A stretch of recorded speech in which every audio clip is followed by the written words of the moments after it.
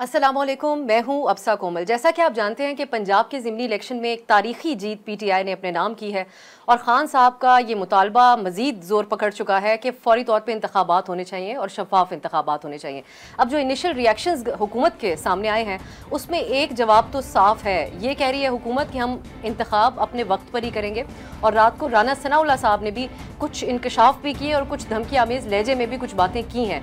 तो एक तरफ ये सूरत हाल है, दूसरी तरफ ये जो एक गैर यकीनी की सियासी सूरत हाल पंजाब में और वोट ऑफ नो कॉन्फिडेंस के बाद से पूरे मुल्क में है, उसके नताइज के हवाले से कुछ बुरी खबरें भी सामने आ रही हैं। एक तो आलमी रेटिंग एजेंसी है फेच, उसकी तरफ से पाकिस्तान की जो रैंकिंग है, रेटिंग है, उसको पहले मुस्बत थी, उसको अब मनफी कर दिया गया। ये खबर आज मिली।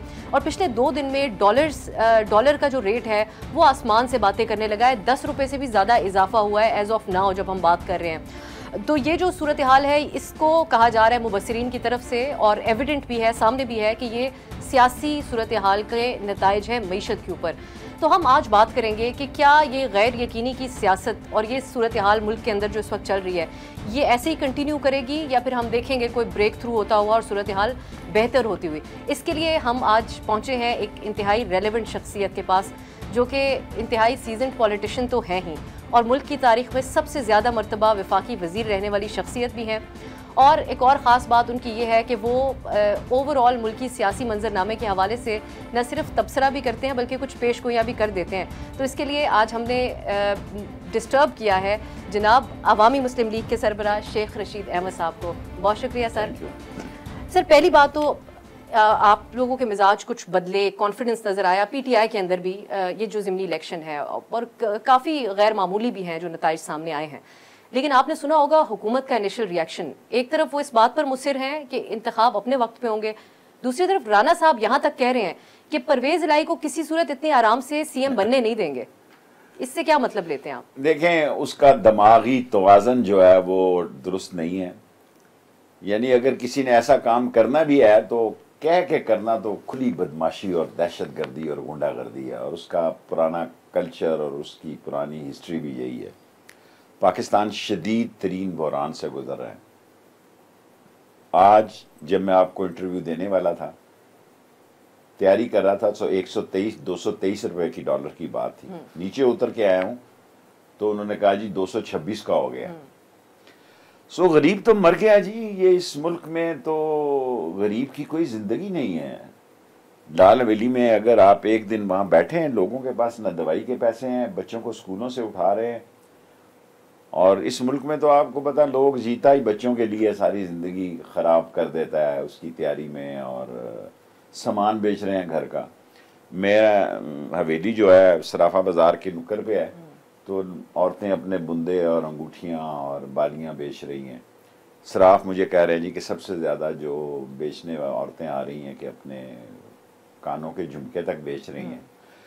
सो क्या हम बहुत दिनों तक, मैं 45 दिनों के अंदर फैसला सुनना चाहता हूँ कि इस मुल्क के मुस्तकबिल का 30 अगस्त तक क्या होने जा रहा है।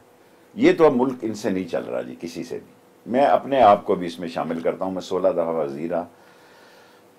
कल इमरान खान ने एक स्टोरी सुनाई, उसने सुनी पता नहीं टीवी पे किससे के प्रॉमिस की कि एक बड़ा पत्थर गिर रहा था ऊपर पहाड़ से और इमरान खान नीचे था, वो इधर हो गया तो इन पे गिर गया। हुआ तो यही।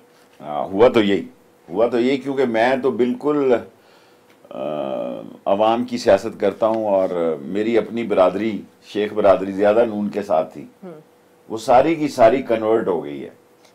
आज तक मेरी शेख बरादरी जो है वो, मैं तो डेंटर, पेंटर, वेल्डर, मैकेनिक, मोची, दर्जी, धोबी, नाई, कबूतरबाज, मुर्ग लड़ाने वाले, इन लोगों की वोटों से असम्बलियों में पहुंचता रहा। देखिए शेख साहब, ये फिर ज्यादती नहीं है कि अब आखिरी दिनों में जब खान साहब की हुकूमत थी तो पार्टी के अंदर से बहुत सारे लोग फिर जो बाद में मुनहरिफ हुए, और आज नून लीग यही कह रही है कि उनको वोट इसलिए नहीं पड़ा क्योंकि पीटीआई की हुकूमत में उन्होंने कोई कारकर्दगी नहीं दिखाई थी। अगर उनको वोट नहीं पड़ा तो उनको ना देते टिकट। चोरों को टिकट देना तो अपने मुंह पे सियासी कालक मलना है ना। मतलब मेरे एस्टेब्लिशमेंट से जिंदगी के तल्लुकात थे, लेकिन मैंने जिंदगी में फैसला किया कि यार इमरान खान के साथ ज्यादती हुई है। सो मैं जब ये सुनता हूँ, मैं जब लाहौर में एक ठई वाले के पास नाश्ता करता हूँ और दोपहर, मुझे पसंद है कि किस शहर में अच्छा खाना कहाँ मिलता है, तो उन्होंने हमें कहा कि शेख साहब सारी जिंदगी हमने जिनकी मुखालफत की इनको वोट देने जा रहे हैं हम, और हमारा बयानिया तो ये था कि हम वोट को इज्जत देंगे। वोट को जिल्लत दी, वोट को उसके पैंदे में भी सुराख कर दिया। ये लोग इस काबिल नहीं है कि माशरे में चल सके। इमरान खान तो कहता है इनके बच्चों के रिश्ते नहीं मिलेंगे, वो तो बहुत दूर की बात है। They are not in position के इजीली अपने इलाके में मूव कर सके। अगर हुकूमत ना गिराते और आज खान साहब की हुकूमत होती, यही IMF का प्रोग्राम होता, तो शायद मुश्किल होती खान साहब के लिए बाहर निकलना। मैं तो इलेक्शन ना लड़ सकता। मैं इसीलिए लाला लई के इफ्तिताह के साथ ही जान छुड़ा रहा था। एक तो नाला लई मनहूस है कि जब भी इफ्तिताह होने लगता है तो हुकूमत चली जाती है। मैं तो बिल्कुल ज़हनी तौर पर तैयार था कि इनफ इज इनफ, लोग जो हैं हमसे मुतमिन नहीं थे, लेकिन लोगों ने इतना बड़ा यू टर्न लिया कि मैं वहाँ नून लीग की कोई सियासत नहीं देखता, बल्कि पूछता हूँ जाके कि कोई यार इधर उधर, वो कहते हैं जी नहीं क्लीन स्वीप है। वो तो कहते हैं अपनी 20 नशिस्तों में से 15 ये छोड़ें, 20 नशिस्त किसी की नहीं होती। ये लोग वो थे जिन्होंने दोनों पार्टियों को शिकस्त दी हुई थी। ये इतने स्ट्रांग लोग थे इसमें से जिन्होंने नून को भी शिकस्त दी, PTI को भी शिकस्त दी, इंडिपेंडेंटली जीते। लंगड़ियाल जैसा आदमी हार गया कल। मैं देखे ना गद्दियां, मैं तो नहीं करता गद्दी पॉलिटिक्स या ये और वो और फना, लेकिन 4 गद्दियां हैं इन लोगों के साथ। वहां चादर चढ़ाने वाले और तवीज़ लेने वाले और देने वाले इतने लोग होते हैं। पाकिस्तान की सियासत जो है पिछले 5 दिनों से, सॉरी टू से, बहुत खतरनाक रास्ते पे। शेख साहब असल वजह क्या बनी उनकी शिकस्त की और खान साहब को इतना बड़ा वोट मिलने की? एक तो खान ने राइट टाइम पे अवाम में निकल गया, नंबर 1। नंबर 2 कि पाकिस्तान में हुकूमत चलाने वाली सिविलियन हुकूमत का एक फेस होता है, बस हमारा चेहरा होता है। वो एक बड़ा मैं मशहूर जुमला इस्तेमाल करता हूँ, there is a face behind a case. इस वक्त भी कोई कहीं और से ही मामला? ऑफ कोर्स हमारे वक्त भी ऐसा ही था, तो आज भी ऐसा ही। तो फिर कल खान साहब ने चीफ इलेक्शन कमिश्नर को तो अपने निशाने पे रखा, लेकिन उन्होंने मिस्टर X और मिस्टर Y का जिक्र नहीं किया। बहुत अच्छा किया जी, नहीं करना चाहिए। अब हमें सुलह करनी चाहिए। अगर मुल्क ने इलेक्शन की तरफ जाना है तो XYZ बीच में नहीं। इससे मतलब ये ना लें कि उनका कोई किरदार नजर नहीं आया खान साहब को पंजाब के। देखें कल कोर कमेटी के इजलास में मुझे भी तनकीद का निशाना बनाया गया कि मैंने कहा कि इलेक्शन इतने ही फेयर होते हैं। देखें जब इलेक्शन हम लड़ते हैं ना, टुक टक हो जाती है, किसी जगह चांटा लग जाता है, किसी जगह घौंसा लग जाता है, किसी जगह पोलिंग स्टेशन पे लड़ाई हो जाती है। इसके लिए बंदे को मेंटली हौसले से तैयार रहना चाहिए। मैं पाकिस्तान का वाहिद सियासतदान हूं कि अपना वोट डालने के बाद मैं सो जाता हूं घर जाके। मैं नहीं जाता ऐसे ही कि यार खाम खा ऐसे ही जोडो कराटे हो जाए और कोई ऐसी खाम खा। मैं लोग मेरा मजाक उड़ाते हो कि बस 10-11 बजे मैं वोट डाल के फिर सो जाता हूं। मैंने कहा यार जो होना है हो जाए। लेकिन यहां जिस किस्म का इलेक्शन था, लोग निकले।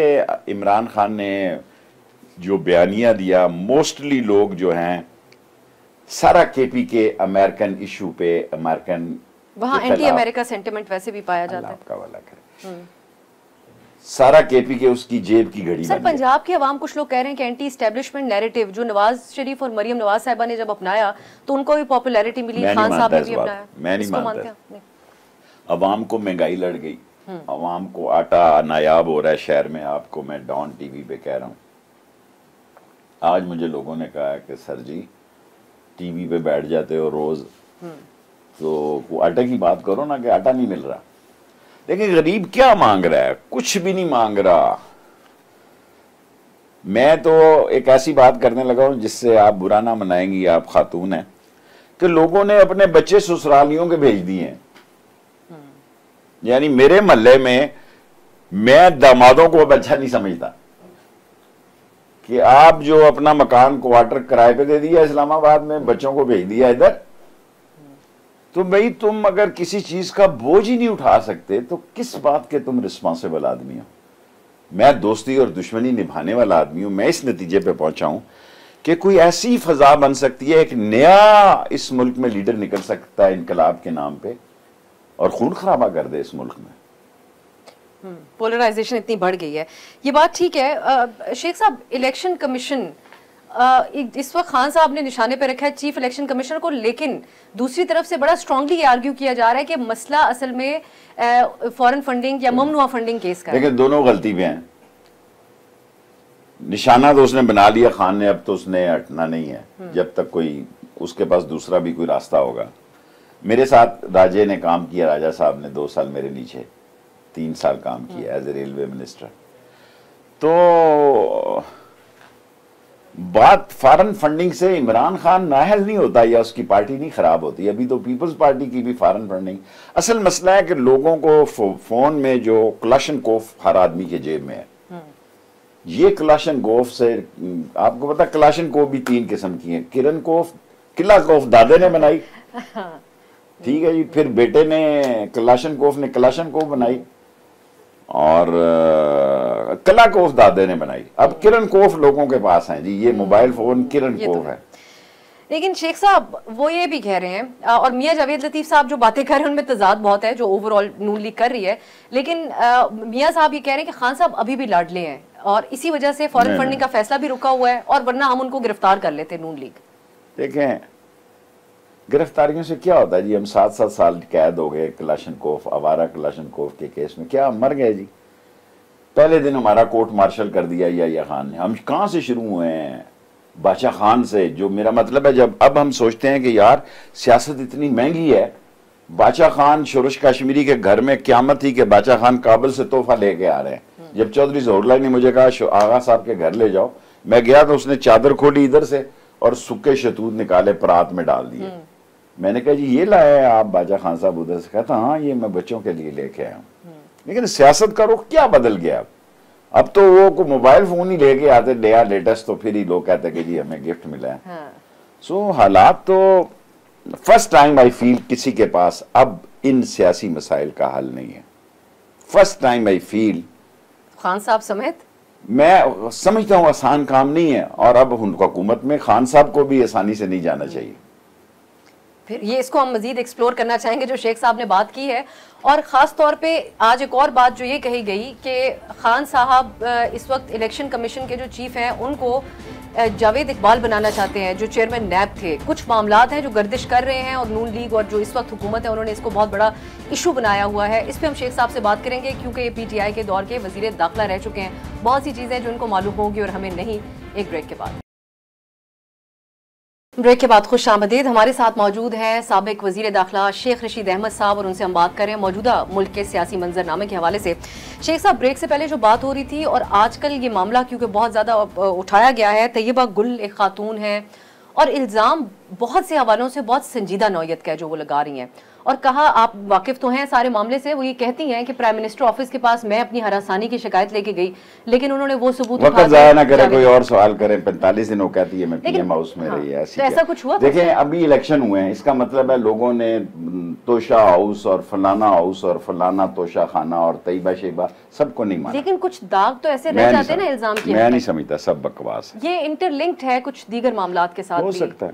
एक और भी बात है शेख साहब, फराह गोगी, और ये भी खान साहब ने उनका आके दिफा भी कर दिया, तो इसलिए ये तो रेलेवेंट है कि वो शख्सियत एग्जिस्ट करती है। देखिए, मैं सियासी सवाल जैसा मर्जी मुझसे आप पूछ लें, ये जो दूसरी बातें शाते हैं ना, मैं ना इनको, ये पुराने वक्तों के दौर की बातें अब खत्म हो गई। लेकिन ये दोनों मामलात माजी की सियासी मामलात और स्कैंडल से मुख्तलिफ नहीं है? दोनों नहीं, में कोई खवातीन इन्वॉल्व्ड हैं? कोई मुख्तलिफ आप उन ऑडियो स्कैंडल होता ही नहीं है जब तक के औरत का उसमें। लेकिन अगर शेख साहब, और ये मैं इंटरनेशनल सहाफती असूलों को मद्देनजर रखते हुए दोनों सवाल आपसे कर रही हूँ, एक खातून तैयबा गुल, उधर भी प्राइम मिनिस्टर ऑफिस इन्वॉल्व होता है, उसके ऊपर इल्ज़ाम लगता है, और इन दूसरी खातून के हवाले से तो किसी लेवल के ऊपर तो खान साहब, जिनके बारे में उमूमी राय बहुत से लोग देते हैं कि वो जाती तौर पे बहुत ईमानदार है, मेरी भी एक तरफ उनकी खातूनी अव्वल के हवाले से सवाल उठ रहा है और दूसरी तरफ उनके ऑफिस पे एक खातून की हरासानी का इल्ज़ाम, तो इन दोनों चीज़ों के ऊपर मेरा ख्याल है, देखें मैं मुझसे आप पॉलिटिकल बात समझे, मैं समझता हूँ कि लोग वैसे ही लगे रहते हैं। मुझे इसका मैं खान साहब के साथ हूँ और मैं खान साहब को ऑनेस्ट आदमी समझता हूँ, खान साहब की हद तक। बाकी मैं किसी का जवाब इस हद तक आप इस बारे में कोई ख्यालात रखते हैं? ना मेरा कोई तल्लक रहता है फैमिली मामलात से, ना मैं ऐसे चीजें रखता हूँ, देखता हूँ। आपका मशवरा क्या होता है कि अगर फराह गोगी के नाम पे इल्जाम लग रहा है कि वो पूरा पंजाब चला रही थी या यहाँ से बैठ के फैसले, तो खान साहब को पता नहीं, मैंने तो फराह गोगी का नाम अभी सुना है। अच्छा, मैंने नहीं पहले सुना। और खान साहब को दिफा करना चाहिए था उनका, या मुझे नहीं पता। खान साहब अगर समझते हैं कि वो ठीक है तो करना चाहिए।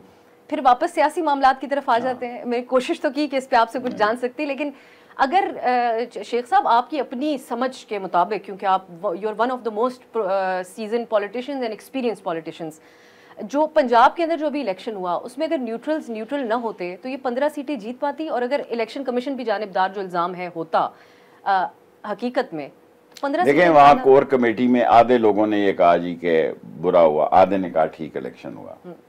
मैं समझता हूँ कि इलेक्शन में थोड़ा बहुत तो होता है, लेकिन 15 सीटें जीतना बहुत बड़ी बात है, और जो वो जीते हैं वो थोड़ी सी अक्सरियत से जीते हैं।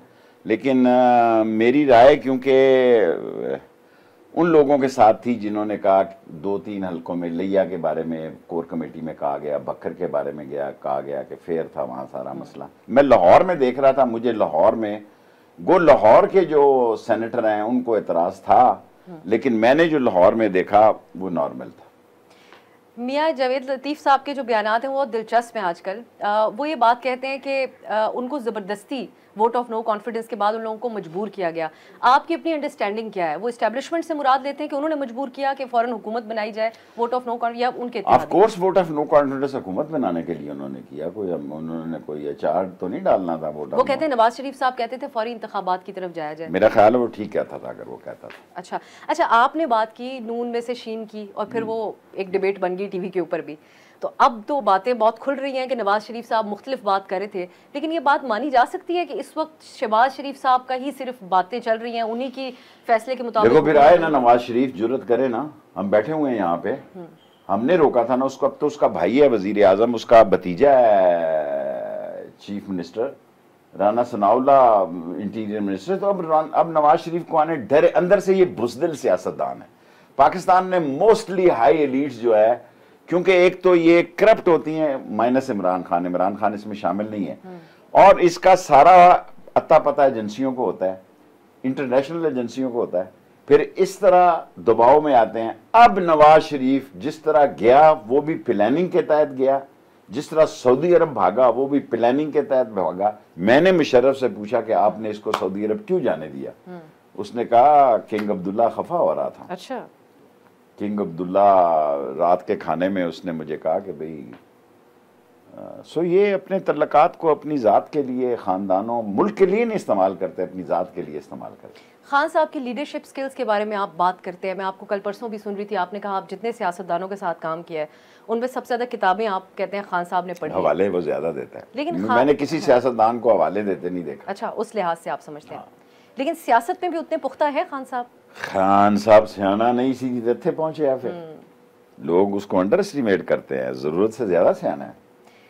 खान साहब आजकल एक बात कह रहे हैं, एतराफ़ कर रहे हैं कि जब वो हुकूमत में थे तो एजेंसीज की कॉल्स आती थी उनके इत्तेहादियों को, और उसके ऊपर वो कानून साजी तो हाथ बंधे हुए थे। ये उनकी लीडरशिप स्किल के ऊपर सवाल नहीं उठाता कि वो, इसीलिए वो कहता है ना अब इलेक्शन हो जाए और उसके पास अक्सरियत आ जाए।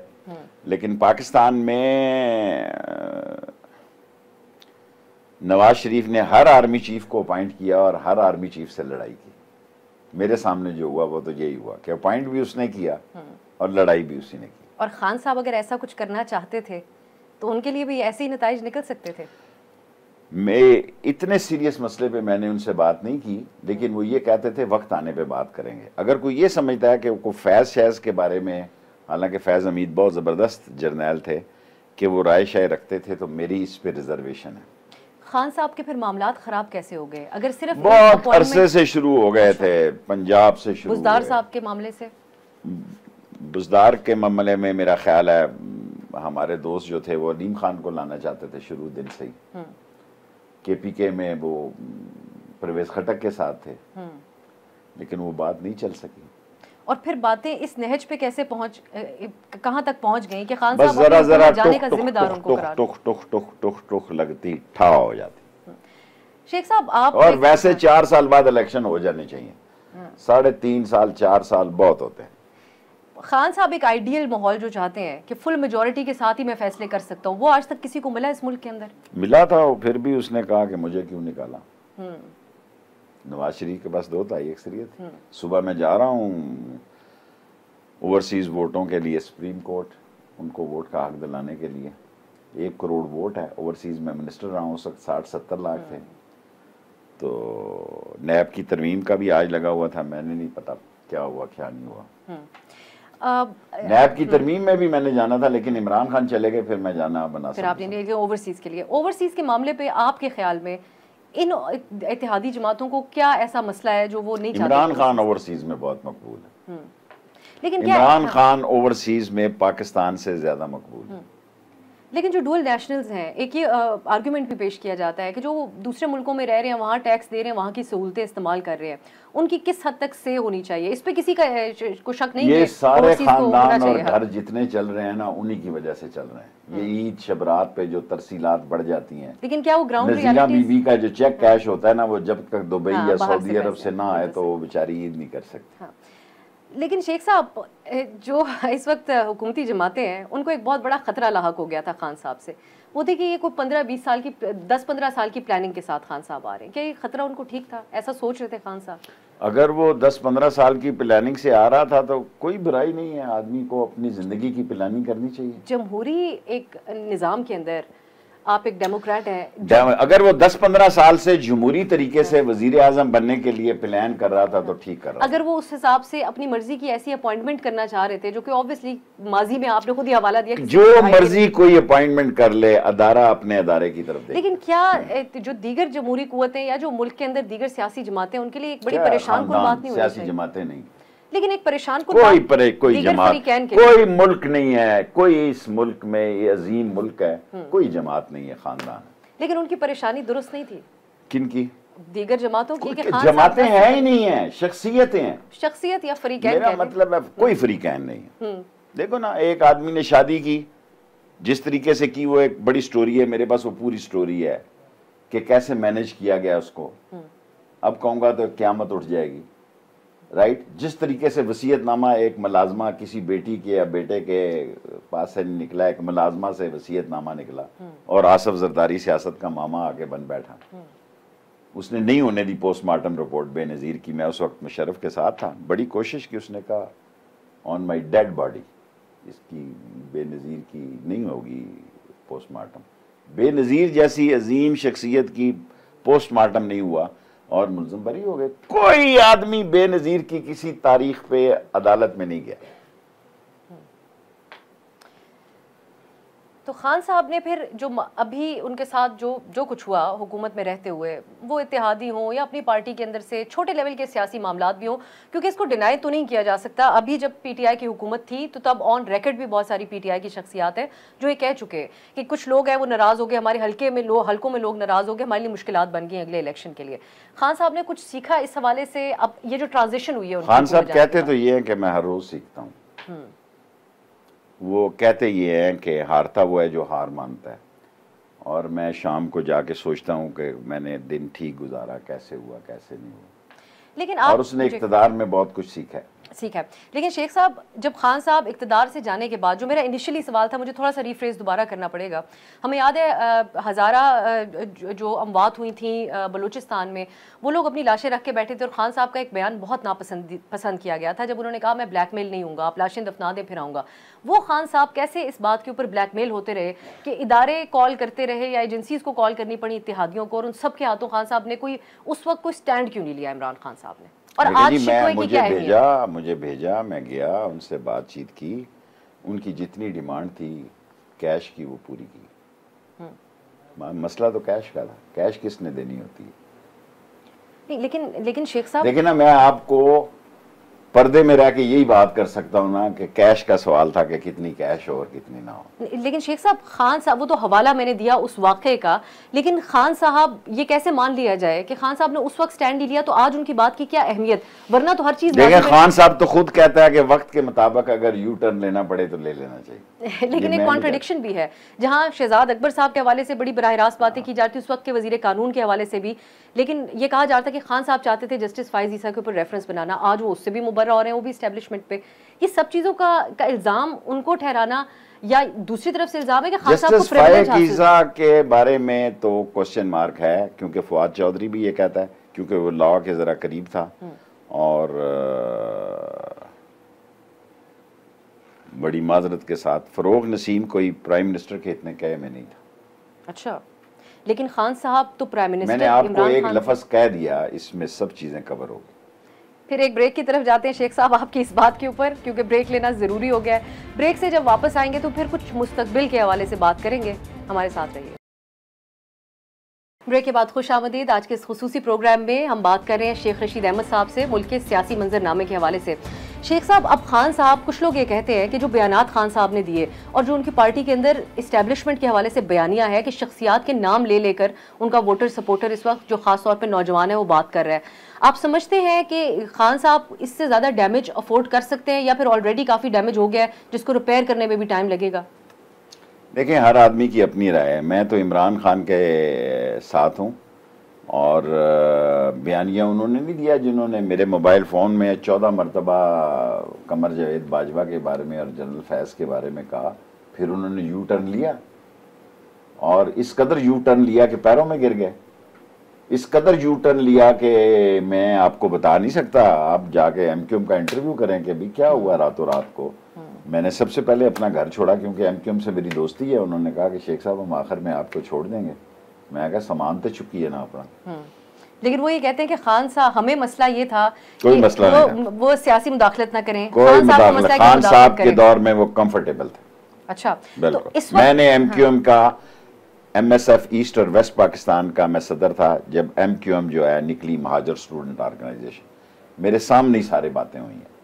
सो मैं आपको कह सकता हूं कि इनसे ज्यादा कंफर्टेबल थे इमरान खान। कैसे कंफर्टेबल थे कि जब उनको बुज़दार साहब के ऊपर भी मसाइल थे, फिर उसके अलावा भी बहुत सारे दावे किए जाते हैं और वो मुख्तलिफ हल्कों की तरफ से, और बहुत सी शख्सियात भी ये बातें करती हैं कि मामलात इस्टेब्लिशमेंट के सर पे बोझ था, सियासी मामलात खान साहब संभाल नहीं पा रहे थे और जो प्रिविलेज दिया गया, सिविलियन पार्टी जो होती है, कोई भी पार्टी मेरी 70 साल की उम्र में ऐसी नहीं देखी कि मामलात जो हैं कोई और हल करता है। अब ज़ाती तौर पे शेख साहब इस बात पे मिनोअन यकीन करते हैं जो खान साहब बैरूनी साजिश और अमरीकी साजिश की बात करते हैं? मैंने तो इलामिया देखा है और उसमें उन्होंने जो दिया है उस वक्त तो सारे राजी थे। मैं तो ज़रा कुछ बर्कले, हार्वर्ड और एसेक्स का नहीं पढ़ा हुआ, लेकिन उस वक्त तो आमना और सदकना था सारा, क्योंकि मैं उस कमेटी में था। लेकिन फिर अगर इस हवाले से देखा जाए तो फिर इस्टेब्लिशमेंट पे आप लोग ये इल्ज़ाम लगा, खान साहब खास तौर पे ये इल्ज़ाम लगाते हैं कि वो मुल्क के खिलाफ साजिश हो रही थी और उन्होंने कुछ नहीं किया। तो देखें, तो सोचें, 2-3 किस्म की हैं। अब इस पे बहुत लंबी बहस हो जाएगी, बहुत लंबी बहस हो जाएगी। वो बयानिया था और फर्क कितना है।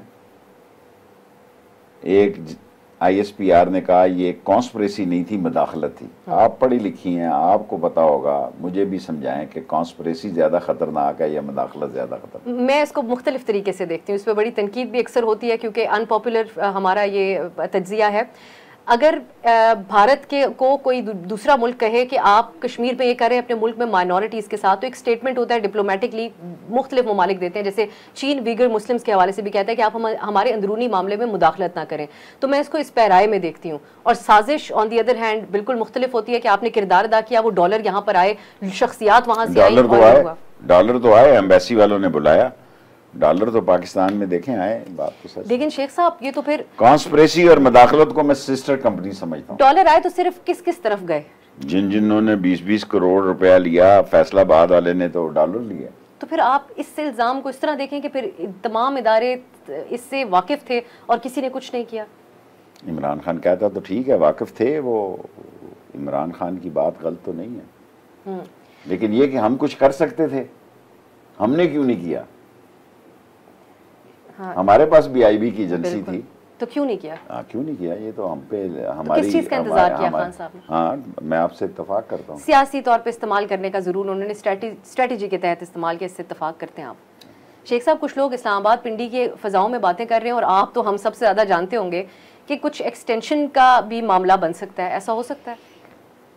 पाकिस्तान में कुछ भी हो सकता है, लेकिन मेरे साथ अब कोई न राब्ते हैं ना मुझे इसकी पहले तो मुझे राब्ते होते थे और मुझे इन्फॉर्मेशन होती थी।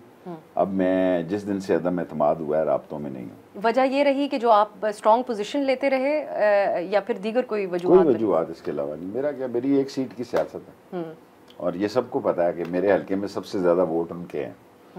लेकिन ना मेरे हल्के में GHQ है, मेरे हल्के में ट्रिपल ब्रिगेड है, मेरे हल्के में एयर हेडक्वार्टर है, मेरे हल्के में 408 है, मेरे हल्के में सारे इदारों के हेडक्वार्टर मेरे हल्के में। शुक्र है वोट नहीं डालने आते ये। बाजवा साहब ने डाला को उनके पास शनाख्ती कार्ड नहीं था, आखिरी टाइम पे उन्होंने बनाया। और मैं ऊपर होता था, मैं तो कॉलेज के अलावा अल्लाह के बाद कॉलेज ही सहारा था, कैंटीन और हॉस्टल। जब ये गॉर्डन कॉलेज में आए, ये और फवाद हसन फवाद और ये सारे लोग, और लेकिन गॉर्डन कॉलेज में जब मैंने सियासत की, बहुत सारे आर्मी चीफ वहाँ से गुजरे गॉर्डन कॉलेज में से पढ़ के। आप शेख साहब, आपने जब ये वोट ऑफ नो कॉन्फिडेंस आई उसके बाद आपने ये कहा कि अब आप रिटायरमेंट लेने का सोचने लगे। मैं तो उससे पहले ले रहा था जी, नाला लई मुझे लड़ गई। मीडिया वाले परेशान हो गए क्योंकि आप मीडिया के फेवरेट तो हैं ही, और कुछ लोग इसलिए भी परेशान हो गए कि कहीं आप उनकी सीट ना ले लें। ले, मुझे तो इतनी बड़ी ऑफर थी। हाँ। अभी भी मुझे ऑफर है, शेख हूँ, सोचता हूँ अब जरूरत नहीं है इतनी, लेकिन मेरा खैर हाईएस्ट ऑफर मुझे है पाकिस्तान की तारीख। तो अब जो ज़िमनी इलेक्शन का नतीजा आए हैं, इसने मुराल आपका वापस सियासत में रहने के लिए कुछ? मुझे कोई फर्क नहीं पड़ता, मैं अपोजिशन में खुश हूँ। वजारत में क्या रखा है? तो फिर इस पे ये भी कहिएगा शेख साहब, आपके ओपिनियन के मुताबिक खान साहब ज्यादा बेहतर अपोजिशन लीडर हैं या बतौर वजीर आजम थे? क्योंकि लोग कहते हैं कि उनका अपोजिशन में बड़ा जबरदस्त किरदार होता है। दोनों तरफ चल रहे हैं वो, सेंटर फॉरवर्ड जो हैं, दोनों साइडों के अच्छे प्लेयर हैं वो, लेकिन मुझे अपोजिशन ज्यादा पसंद है। अब आखिरी जाते जाते, अब अगर ऐलान नहीं होता इंतखाबात का, तो फिर खान साहब का अगला लाहेमल क्या होगा? वो लंडी कोतल से चलेगा। चलने देंगे? अब रोकने वाला कौन? अल्लाह तेरा भला। खुद ही मैंने जवाब दे दिया। शुक्रिया, बहुत बहुत शुक्रिया शेख साहब, आज आपसे बात करके बहुत अच्छा लगा। नाजरीन, उम्मीद करते हैं कि जो सवालात आपके जहन में होंगे वो हमने शेख साहब से आज ज़रूर पूछे होंगे। आज के लिए इजाज़त दीजिए, खुदा हाफ़िज़। हर पीर से जुमा अपने फेवरेट शो न्यूज़ आई को यूट्यूब पर देखने के लिए डॉन न्यूज़ के ऑफिशियल यूट्यूब चैनल पर आइए, उसको सब्सक्राइब कीजिए और बेल आइकन को प्रेस कीजिए।